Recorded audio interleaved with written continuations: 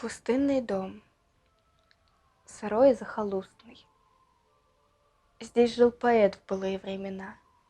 Он здесь писал свои стихи искусно, давая им, как детям, имена.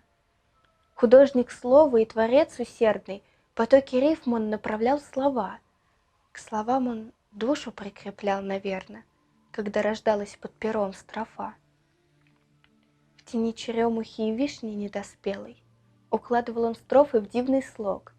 И так, строфа к строфе, упорно, смело он собирал свои стихи в листок. А дальше из листов он делал книги, в которых стали жить его стихи. Он их на полке относил во флигель, где бережно и трепетно хранил. Он умер рано.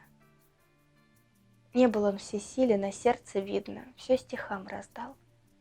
Под сенью груш его похоронили, где он стихию слова покорял. Заросший сад не приобщен к искусству, не смята, где сидел поэт, трава. Теперь здесь тихо, одиноко, грустно, и не звучат рифмованы слова. В старинном доме обвалился флигель, прогнили полки, дом почти упал. И только ветер перечитывает книги, которые поэт для нас писал.